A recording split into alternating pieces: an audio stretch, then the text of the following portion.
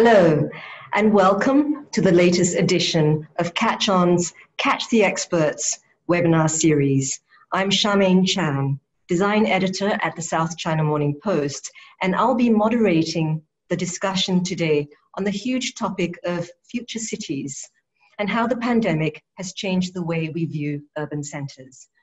Will cities survive in a post-COVID world? And if they do, how should they change to accommodate new realities? Density, our destiny, and should we fear it? We have a lot to get through. Our esteemed and opinionated panel of speakers from Shanghai, Singapore, London, and Hong Kong. They are among 20 architects, designers, and thinkers worldwide who contributed to a recent CatchOn white paper on the topic of future cities. Aric Chen is an independent curator and professor. He's also director of the Curatorial Lab at Tongji University's College of Design and Innovation in Shanghai. Khee is at the National University of Singapore, where he is the Provost Chair Professor of Architecture and Building and the Dean of the School of Design and Environment. Victoria Whenray is a director at Conran and Partners in London. And Sean Affleck is a director at Make Architects here in Hong Kong. Welcome, everybody. I've read your contributions to the paper, and you all offer really interesting but different suggestions about what we should be thinking about now as we envisage our future cities. So I'll jump around a bit at the start before we address the big picture questions, and we may have some audience questions thrown in. Thank you to those who've written in. Now, in the paper, there was one point on which everyone agreed, and that was the importance of green spaces. So are we going to return again to the idea of garden cities? Khee, I thought I'd start with you. Should all cities aspire to be like Singapore, a city in a garden? Yeah, well, there's a lot that can be learned and adapted from lessons of the growth and development in Singapore. But it has been a journey. I think it's important to recognize that when Singapore started and became independent in the mid-60s, 65, the then founding Prime Minister boldly proclaimed this vision of Singapore as a garden city. And it is a bold vision because at that time, if you look at the state of Singapore as a newly independent country, it is really difficult to imagine how it could turn out. But there was a bold vision called Garden City, perhaps influenced from the roots of the connection of Singapore and the Commonwealth and back to the UK kind of notion, right? Ebenezer Howard kind of idea of Garden City. So that's how it started. But as the journey progresses, around the sort of mid 2000s, 2007, 2008, there was another kind of visionary adaptation, and that became, instead of garden city, the catchphrase then was city in the garden. And that actually began to reposition the importance and the notion of garden as the main setting, rather than just having sort of curated or planted in between kind of spaces, but saying that the city should emerge and evolve out of the garden itself. Then most recently, the idea now is that we want to talk about city in nature, that we begin to expand beyond this notion of a manicured garden. Everything is neatly planted and grown, to really now embrace nature in all its diversity and indigenous offerings. Because that's something that has not been in the past been paid too much attention. We just want to make our garden look pretty.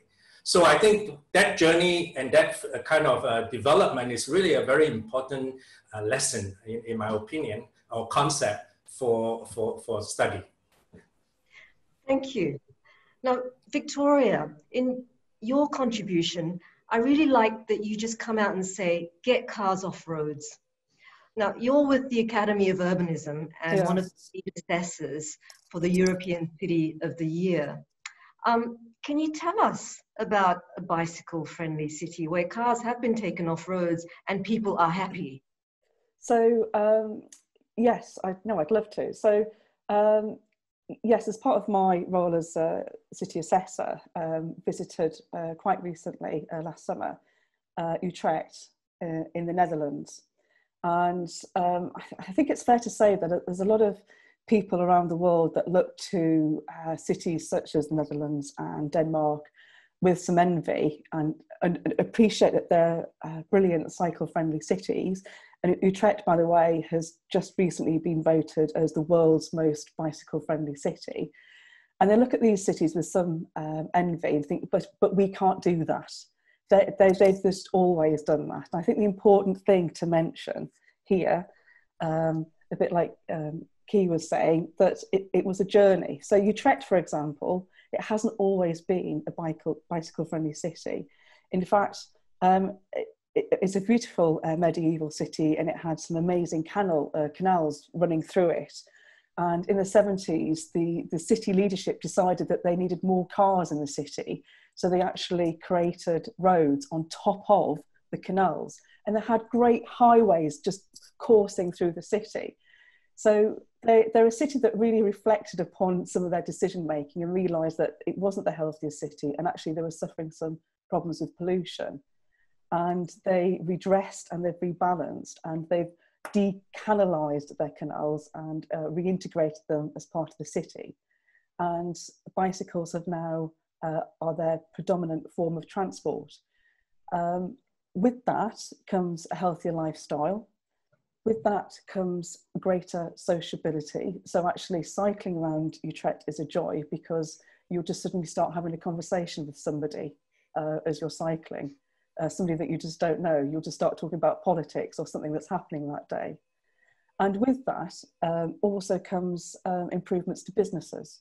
So what they have discovered, that priority to pedestrians and cyclists create the environment where people are more likely to pause and dwell and stop and use their local traders.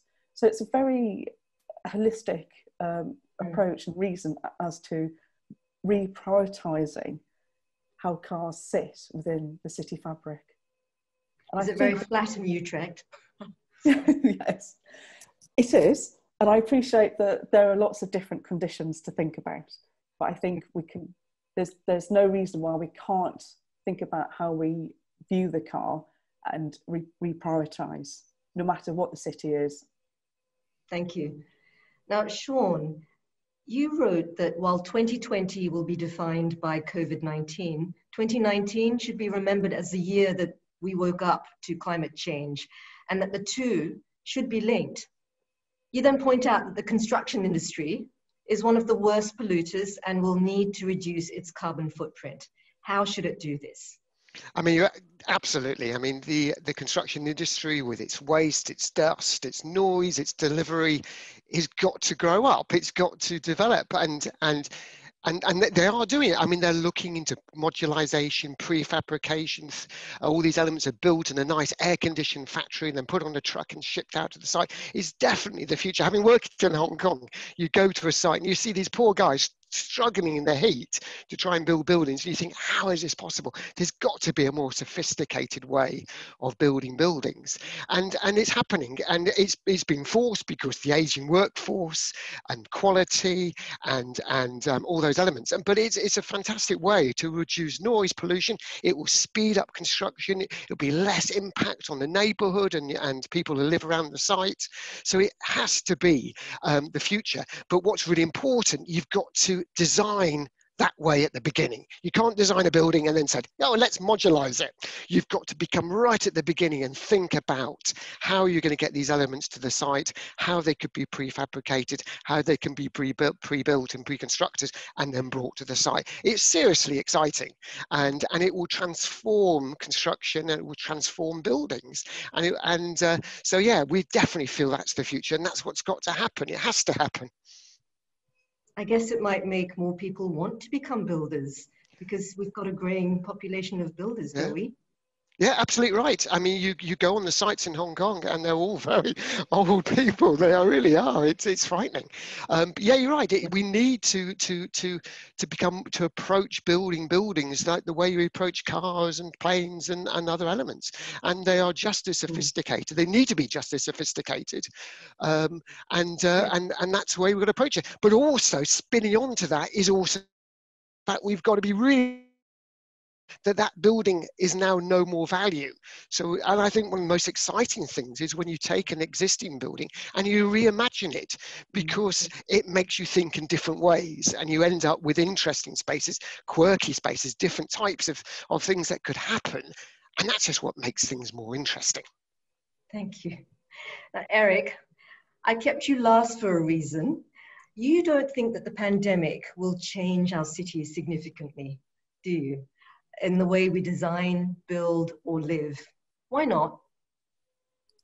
Well, you know, maybe I should qualify that. I guess I don't think the pandemic will change our cities to the extent that some people are predicting it will.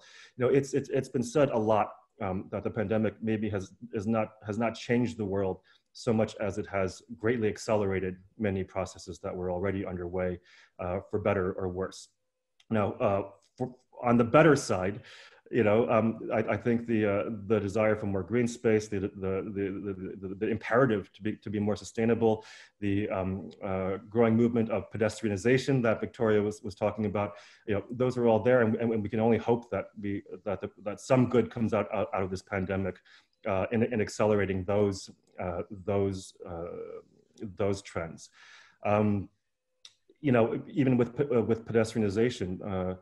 You know, in Hong Kong, you know, Charmaine and Sean, I mean, you may know the Walk De Beau Road Central initiative to pedestrianize De Beau Road Central, which I was sort of helping out with a little bit when I used to live there. And they've been trying to do that for like 15 years. and maybe, you know, let's all hope that this is a good moment to try and push that through. New York has been, Manhattan has been pedestrianizing fairly significant arteries in the past 10 or so years, 10, 15 years as well. So we can only hope that continues.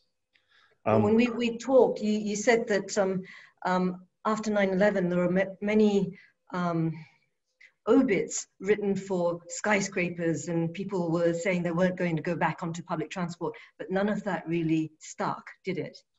Yeah, and of course we don't want to be too reductive in our analogies. I mean, you know, these are different situations, but yeah, I mean, I guess part of it is that, you know, part of my perspective is informed by the fact that I was living in New York on 9/11, actually in the West Village near the Hudson. So I had a direct view of the Trade Center with my own eyes as the second plane hit and the towers came.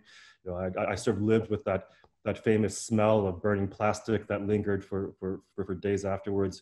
And I saw, you know, I read all the obits, as you say, for New York and skyscrapers and public transit. And of course, some things did change permanently. I mean, you know, especially downtown, you'll see more sort of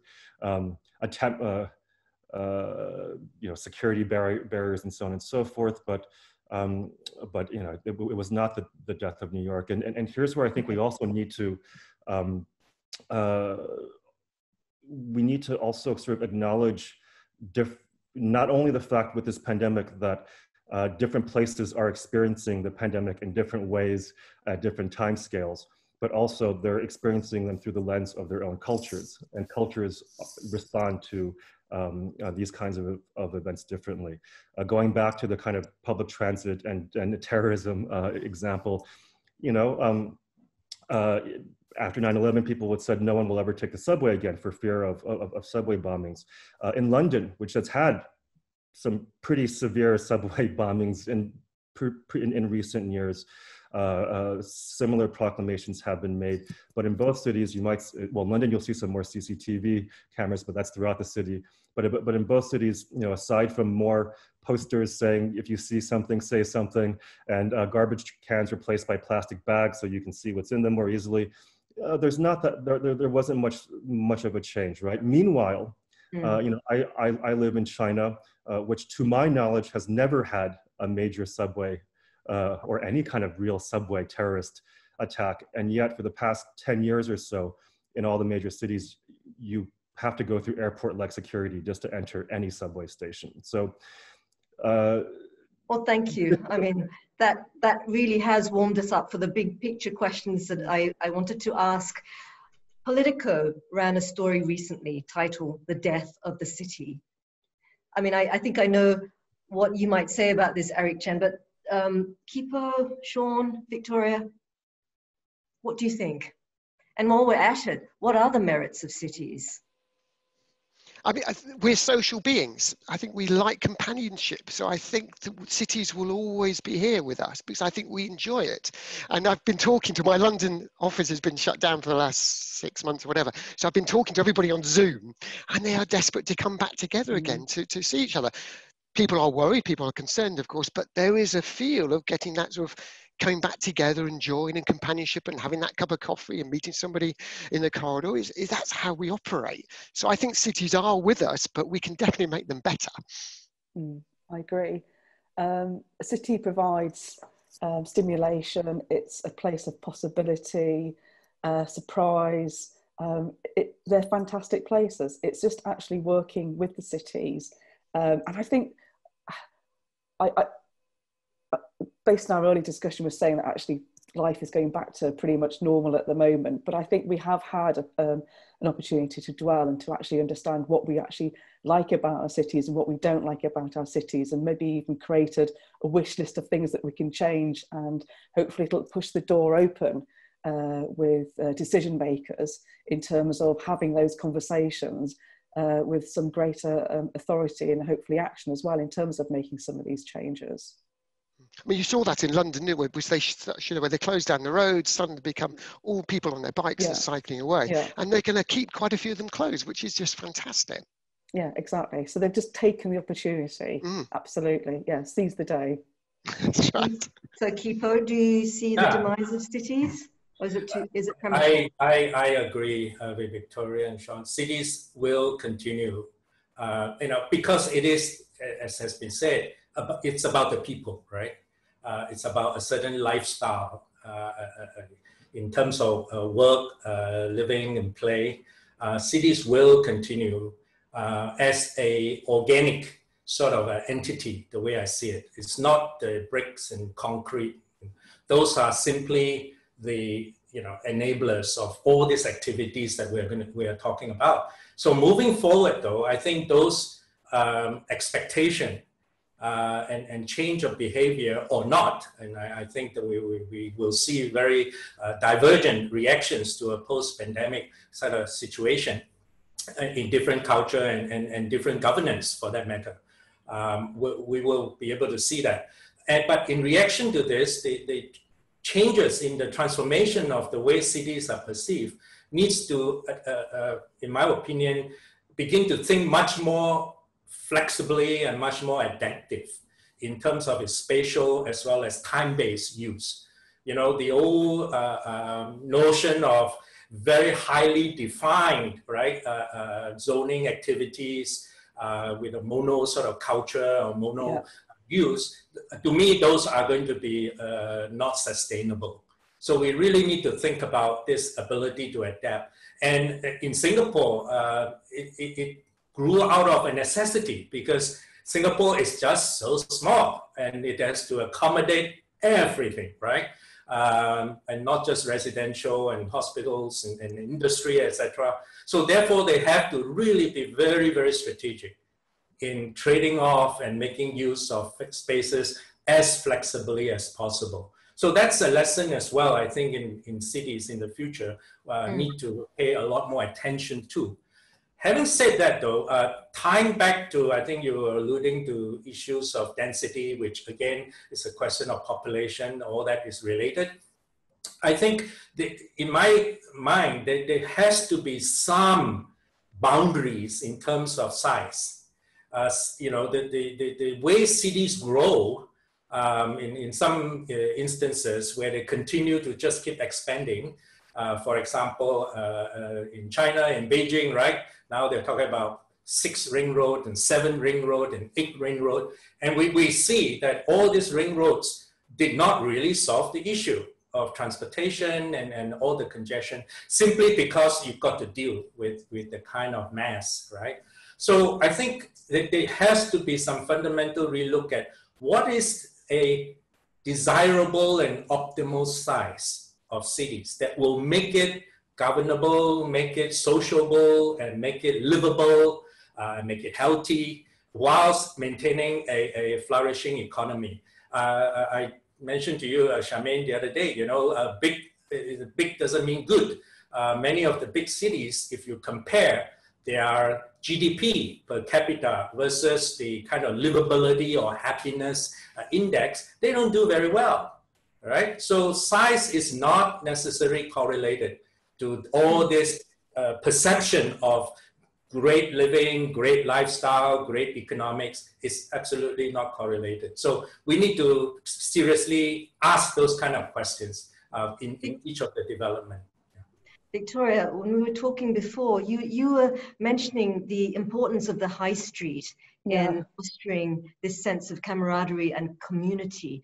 Can you just tell us what's been happening in your neck of the woods? You're in Brighton, right? Yeah, sure. So I think Khee was making a really good point about scale, and something that interests us at the moment is this idea of a walkable city or a walkable neighbourhood. And there's different phrases. There's healthy urban living. Paris are talking about the 15-minute city where everything is accessible within 15 minutes on foot.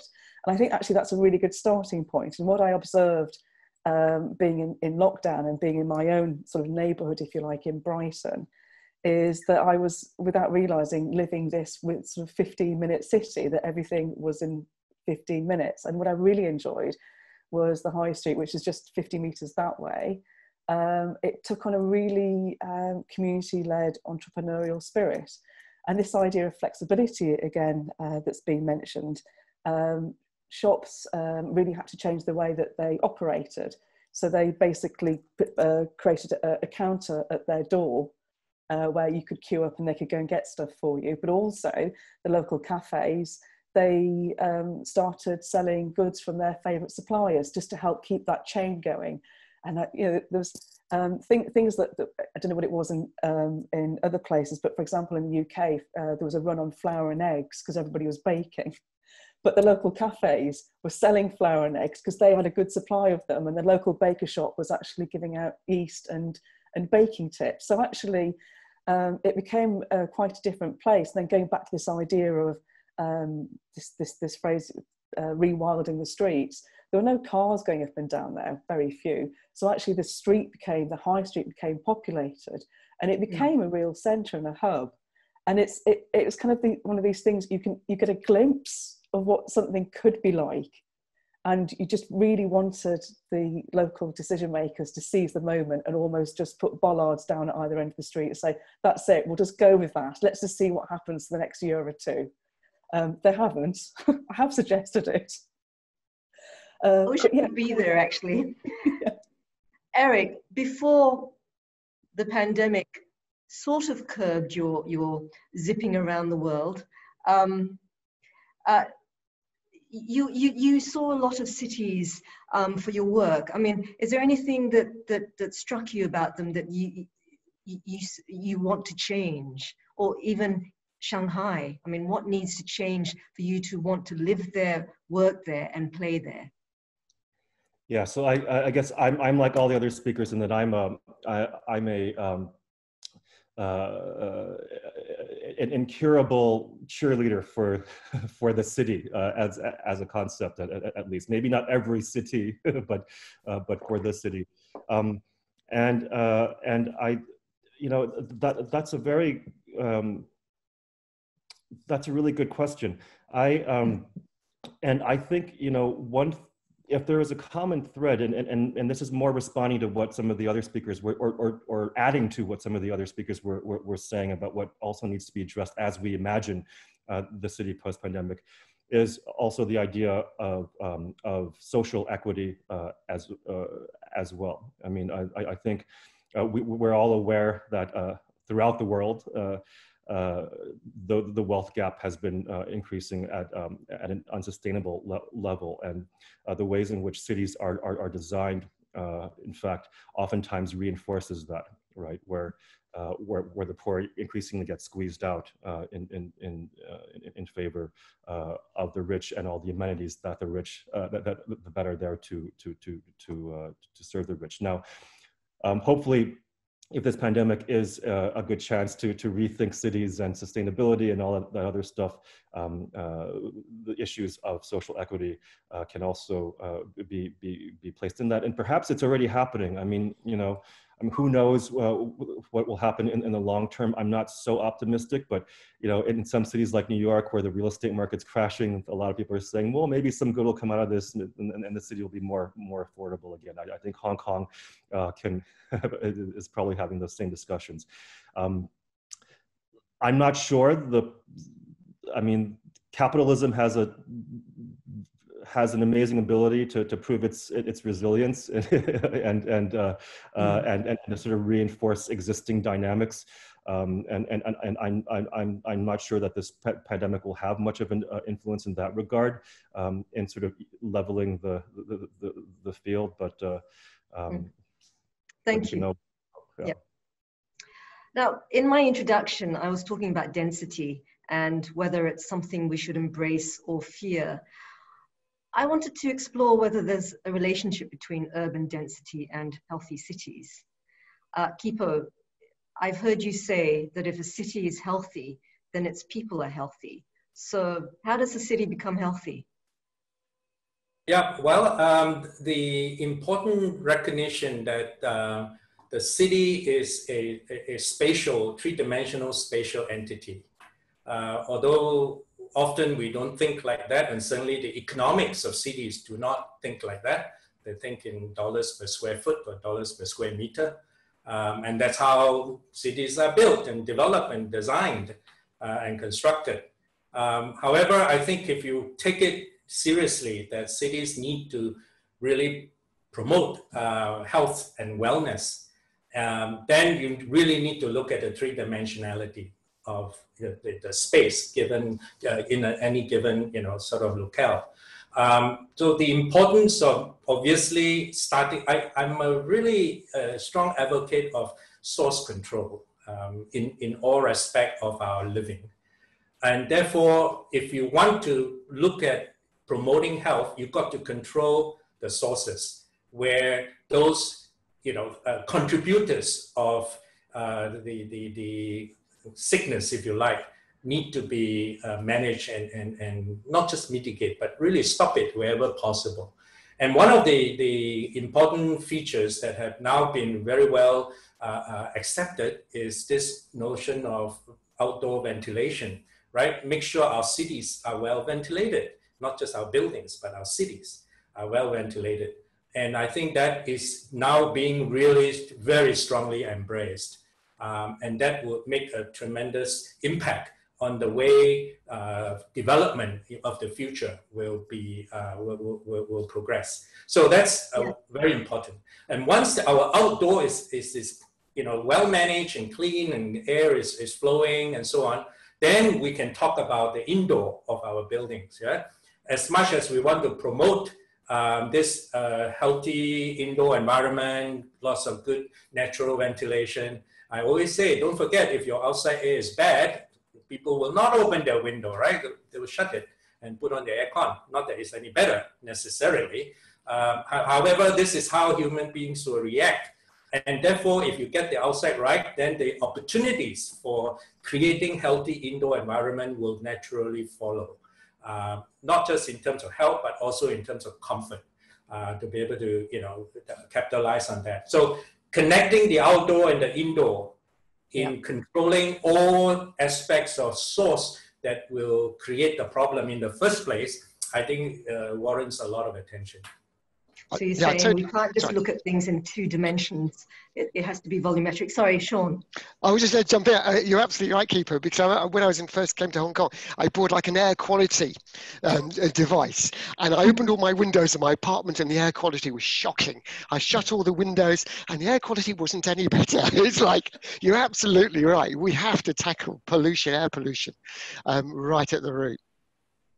May I ask where you were living? Just down the road. Okay. I wanted to go to you, Aric.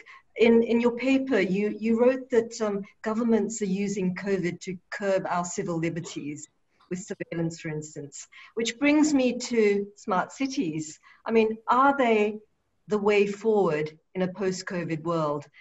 Are we sacrificing our privacy for the sake of convenience?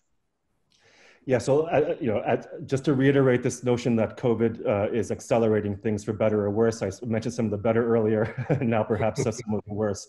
I mean, the prevalent. I mean, as we all know, the prevalence of surveillance is sort of growing and intruding on all aspects of our life. Now, there are, of course, smart cities does bring its benefits. It makes life more convenient. It sort of improves traffic and garbage collection and all these things that that technocrats and many of us dream of. But I think what we have to always keep in mind, and I was just talking about this to a class an hour ago, is that when we talk about the future, right? In many ways, the future does not exist in the way we used to think about it. The future is not what it used to be. Let's say, in the sense that the things we talk about when we talk about the future, autonomous vehicles, Internet of Things, AI, machine learning, all that stuff, all of that was imagined, 50, 100, even more than 100 years ago. So these are not new ideas. These are not new propositions. What's new is that we are actually talking about enacting them in real life nowadays and dealing with the real world implications of those and of those enactments and having to sort of navigate that. And so it's not so much for me, it's not so much the technologies that we need to, really think about. Those will happen. It's more the sort of ethics and value systems and the wisdom to use those technologies that need to be the focus in good ways that need to be the focus. I'd like to go back to surveillance. It's something that worries me. I mean, contact tracing has worked in several places, including Singapore. I'm not sure about London. So it's been successful, but at what price? Victoria? You're coming to me first, but it hasn't worked. So I mean, I think Aric made a good point that there are some excellent technologies out of there. They don't always work, however, as we're seeing, and some new technologies are also being announced by the government that's being mocked, shall we say, even yesterday. So, but I think it does come down when the technology does work. People's liberties and the wisdom in using those technologies, and there's always going to be an upside and there's always going to be a downside. And I think it's how we manage the downside and how we can regulate against that. And actually, if we can do we somehow just accept that as a cost? I think that's probably a question, that's a personal question in some ways. Kipo, in Singapore, it worked very well the first time around, contact tracing, yes. I'm talking about. Any thoughts about whether it was worth it? Well, I think the statistics speak for itself. Again, it comes back to this very fact that Singapore, I always use this, it's a very unique situation. Singapore is such a small place. If something goes wrong, it can wipe out the entire nation. It's so tiny. So the risk, right? When you have a larger country, you have cities, different cities, East Coast, West Coast, and so on, you may not feel that urgency. But when you are in a city state, a nation, this vulnerability, people don't really fully grasp. And I think this is something that the importance of making sure the tight oversight to contain the situation is really, really necessary. So this is a first point I want to emphasize when seen in the context of a global, in comparison with other cities. And this whole technology continues to evolve. Just a week ago, they roll out new software. Now there's this dongle that you can wear. And in order to constantly make the technology more foolproof, quote unquote. So that continues. The effectiveness is there. I think it happens in two areas. One is the fact that people now are conscious about, you know, the importance of behaving responsibly for the sake, not just yourself, but your own family and your loved ones and your friends and so on. I think that sort of signal is clearly having an impact on behavior. So number one. Number two is the ability to very quickly contain and not be concerned about, you know, the kind of media interpretation of numbers. This often gets so kind of blown out of proportion. At one point, when Singapore, you know, experienced this huge surge of the dormitories and the workers, that oh, Singapore is really now collapsing and the whole thing is going crazy. But the fact of the matter is, because that action was taken, appropriate reaction and action in terms of treating, you know, the patients and isolating them and making sure that they are given the due care, turn out to be exceptionally well managed. So that the ultimate result is not to stress the healthcare sector, because, you know, Singapore is small. Again, we don't have that many beds, that many hospitals to cater for this, you know, surge. Therefore, this very, very stringent, proactive testing, checking, and continuous monitoring actually pay off. And ultimately, you know, the fatality rate, as you know, is 27 in the entire country. And I think the last number, we had maybe 100 or so people still in hospital. Out of that, 58,000 numbers that are being, you know, advertised, as you will.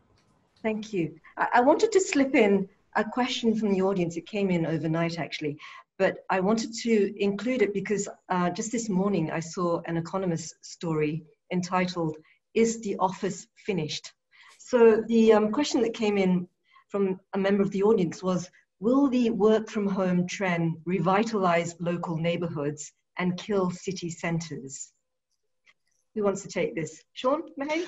Yeah, I think it's really interesting that I think people do enjoy working at home. And I think, but also I think people enjoy working together. So I think there'd be an increase of people maybe taking one day a week off at home, working at home rather than the office. But I still think people will want to come together. They want to join together in a collaborative approach or a social or whatever to create that sort of that unit. But I think it means that then if everybody takes one day working at home, suddenly your office space could shrink by 20%. So all these office space, which maybe we're running out of, maybe we're not, could open up for something else as another use. So I think it will mean that people will work in different ways. People will work in different places, from Starbucks to home to whoever. But I always think the office is like a club. You all come together, you join, you discuss, you reinvigorate each other, and it's all these off-cuff comments or side chats, which is very hard to do through Zoom. But all that which naturally happens when you just in the one space is people won't want to lose. So this will change our cities, won't it? I mean, if people don't see the office as a second home, it's just somewhere you go when you need to interact with others. Victoria, what do you think? Well, yeah, I agree with everything that Sean said. Just to add to that, I think there's the opportunity then for the workplace to become less of a workplace, but perhaps more of a creative place and a hub, and where people come and commune together as work colleagues. And actually, home is perhaps where you get your head down and do some of your production work. So this idea of sharing time between home and the office, I think does make sense. And that's something, you know, that I know a lot of people, including ourselves, are looking at. Going back to another part of the question was, you know, are we seeing more activity on the high street and perhaps a hollowing out of the city? I think certainly that has been happening. Something that I've definitely observed, and even just talking to the traders on my high street, you know, I've been asking them, how's it been going? My local butcher recorded his profits have gone up quite significantly through lockdown, because he was actually capturing a greater market. So people were shopping in an old school sense, in terms of that they were maybe going out every couple of days to go and get their essentials. And again, that was creating that greater activity on the high street and conviviality and what have you. I am concerned about what's happening in, for example, the central cities, particularly London at the moment. And I think that goes back to an earlier point about we need to be more flexible to ensure resilience. So I think that's something for people and government to look at, in terms of how we can assist that flexibility so we can be more agile. I mean, historically, cities have emptied during pandemics, but then they've bounced back. Yes. Yeah. Aric, what do you reckon will happen to Shanghai? Actually, you've told us it's bounced back, hasn't it? You know, I feel a little bit. To be honest, Shanghai has been very lucky so far, knock on wood. I mean, we're all aware that things can take a turn for the worse at any moment, but Shanghai has been spared so far a lot of the more extreme effects of this pandemic. I mean, it's a city of 25 million people, and I think there have only been 700 confirmed cases, and I think maybe 10 or 12 deaths in total, and most of those were early on. So when I mentioned that different places are experiencing the pandemic in different ways, and so they'll react differently, I think this is a good case in point, because at the moment, and again, we know this pandemic is not over, and I think people are still being somewhat vigilant, but at the moment, Shanghai has, in my eyes, shows very little sign of being anything but business as usual. Again, for better or worse. What's the situation in Singapore, Kipo? Still cautious. Yeah, still cautious. But obviously the economic pressure is coming to bear, right? Having been kind of locked down for several months and affecting the economy, there is no doubt the pressure to reopen in order to keep the economy to bounce back, but cautiously done. Just recently, this week, they announced that the trade and exhibition and those kind of could now expand from a gathering of, I think it used to be 25 people or 50 people. Now you can do it 250, for example. So the classes in university, we used to limit ourselves to about, sort of 10 or 20. Now you can go up to 50, for example. So there is this very gradual expansion of the numbers, as it were, without sacrificing or relaxing on those procedures. Those procedures remain. Kind of thinking about the implications of people working from home, offices closing, buildings having to morph into something else. In Hong Kong, who has the space to work from home permanently? Sean, I mean, you're absolutely right. I mean, the apartments are tiny. You're absolutely right. It's I mean, in some respects, the offices are never closed in Hong Kong, and that probably is one of the reasons. Is because the space is so tight and limited. But I think that's why I think people will enjoy the more public spaces. The fact that there's a lot of spaces around in cities. We say like cities falling complete. It's not. There's a lot of empty spaces, and I think that's one of the exciting things about Hong Kong is lots of spaces, nooks and crannies are reused. Suddenly they turn into something different. I mean, I love the fact that when all the gyms shut, all the rooftops, especially in the low rise, were taken over as outdoor gyms. Or down the streets, you saw the parks first thing in the morning as the trainers had their classes out in the open. So I think you're right, but I think there are spaces within cities that could change, that can adapt, that can fill in all these gaps that people haven't really thought about so far. Now, you have talked about how people in Hong Kong, for instance, will need to share more as their apartments become smaller and smaller. But with what we know about the pandemic, are people going to want to share co-working, co-living, renting things that you need? You know, what's going to happen to all of that? No, I agree. I mean, we've been lots of conversations with hoteliers, and in some respects, the old model of a hotel was the cleaning, the staff behind the scenes were invisible. Now it's got to be in front of you. They've got to see. It's like a piece of theatre now. It's like going to a restaurant and you see the chef cooking in the back. That's what they want. They want to see the cleaners. They want to see people cleaning, dusting, cleaning the escalators or scrubbing down the escalator, the lift buttons. And I think that's really nice because that's what makes a city work, is all this invisible. But maybe the exciting thing is this won't be invisible anymore, and you will see it happening and you interact and you appreciate it more. So I think that is an interesting way it could change. What about, Victoria, this sharing economy? I'd just like to explore that a little bit further. What do you think will happen? Will people go back to wanting to co-work, co-live?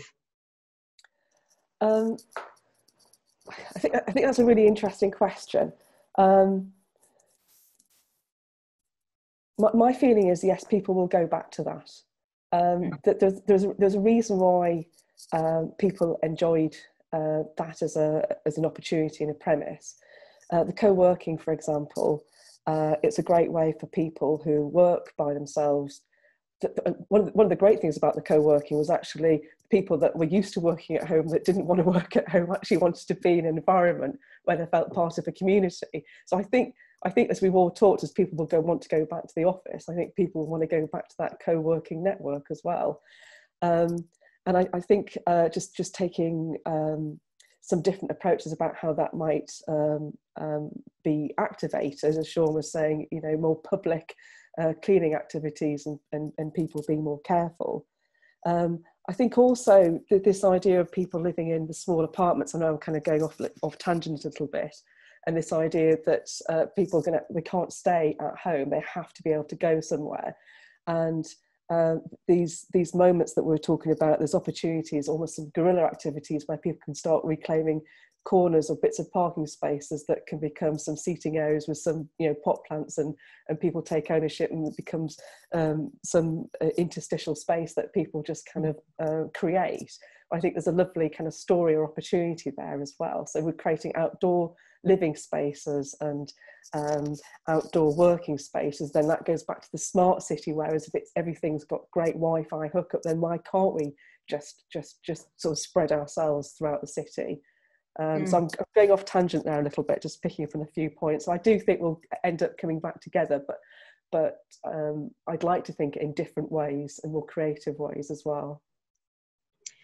I'd like to just ask about your own cities. I mean, we've read about cities that have been repurposed for, you know, post-pandemic situations. Which temporary measures in your cities would you like to see made permanent? Any? Well, I'll go. I mean, I've been banging on about it, so I might as well just continue banging on about it. There's a 2-kilometre strip of tarmac of road that runs very close to my house. Runs along the beach.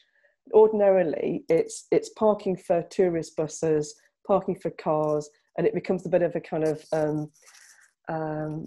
a racing track at night for, you know, some motorbikes and what have you. And it's not really, I don't think, very well used. And one of the brilliant things that our council did was they blocked it off at both ends. So they didn't allow any traffic on it at all. And it's become the most amazing promenade that sits along the beachfront. And I really want them to stay that, to keep that. And they're coming under enormous pressure from residents to make it a car park again. And I also know it's a great source of revenue as well for the city. It creates an enormous amount of money from parking revenue. I just hope that they'll think beyond the immediate and understand the amazing opportunity that it could be in terms of really active promenade in a traditional sense that could then create its own economy. So that's that's the one thing that I really hope would happen. I totally agree. I mean, it would be fantastic if in Hong Kong they could close down some of the roads, dig up the tarmac, grow some trees, spill out the cafes, and Yeah, you get exactly. I saw this brilliant electric scooter go up a 1 in 5 slope on an electric scooter, and he had fans on that kept him cool, and he just zoomed up this slope. And so it's no longer a cycle. You got electric scooters, electric skateboards, booster boards, whatever. That's how people can get around. And as you say, Victoria, it will just transform it. Mm. Anything like that happen in Singapore or Shanghai? If not, yeah, Aric, go ahead. Yeah, no, I mean, I have to say Shanghai has been moving in a better direction for a while now, and not just in terms of improvements in public transport, but also public space. You know, there's a lot of really wonderful parks and promenades being developed along the former industrial waterfront of the Huangpu River. But I was thinking about your question, Charmaine, about what would we like to stay, you know, and for me, I think the answer, and this maybe goes back to this notion that we briefly touched on in terms of returning to the local, is that this pandemic and you know, bringing travel to a halt and so many other things to a halt has really made a lot of us who were quote unquote stuck here really sort of appreciate you know, where we live a lot more, and instead of sort of jetting around here and there, we're actually exploring our own cities and really engaging more in our own in the communities in which we live. And I hope both on a personal level and on a broader level that stays. Yeah, in Singapore, I think, again, you know, historically in the conceptualization of the city-state, this whole hierarchical planning method that have been deployed by distributing the towns, and within the town, you begin to hierarchically look at the spaces from, you know, the town center to the precinct to the neighborhoods. That hierarchical structure still works extremely well. And I think the pandemic situation actually tested that as well. As earlier been mentioned, that people can walk and get their daily essentials without having to go down to the so-called city. And so they can still adapt and live reasonably comfortably. So I think that underlying concept is still valid. The challenge in the future, though, again, you started off, Charmaine, talking about, you know, now, of course, we are all focused on the pandemic. Matter of time, it will pass, but the imminent challenge of climate change and resilience, that will continue. And so in Singapore, there's going to be a lot more pressure to build infrastructure, like in the coastal kind of situation, right, to prevent the flooding due to sea level rise, for example. All these are really, really imminent challenges for decades to come. So now the pressure of building this concrete or whatever infrastructure to do that, the discussion now is that how can we even utilize that in a flexible way so that they do not just remain as a engineering or technical, you know, functional piece of utility, but how can we incorporate living and recreation and, you know, social enjoyment and gathering, so that, again, making opportunities available for flexible use. So those are discussions being undertaken as we speak. Thank you. I'm determined to sneak this in. I know some of you are bookworms. On the subject of future cities, could you just nominate one life-changing book that has perhaps shaped your way of thinking about future cities, about our cities? I won't point, but anyone? I mean, when you mentioned this to me, I thought, and one of the earliest books I bought when I was a student was A Pattern Language by Christopher Alexander. And that was all about the idea of a city through all the way down to a doorknob. And the most compelling part of that was the fact that all our cities aren't designed by designers. They're designed by people who live there. And that's something that's really stuck with me, because, and that's why we all enjoy going to cities. We all like looking and enjoying it, because it's spontaneous, it's grown, it's organic, it's exciting, and it changes. So yeah, that'd be my book. Thank you, thank you. I'm getting the waving hand, which means we're running out of time, but I thought we could perhaps draw the conversation to a close with some final thoughts, and I thought it might be a fun way just to think about where we will be in 20 years. We've all gone through various lockdowns. Will you be living in a city in 20 years? Yes, no, why? Yes. Yes. I thought we had to do around. Okay, Yes, yes. I certainly intend. Absolutely. Yes, I'll be living in the city, but maybe I'll have access to an electric powerboat that can take me out in the South China Sea at the weekend. Yeah. So living in a city but escaping the city at the same time. That's right.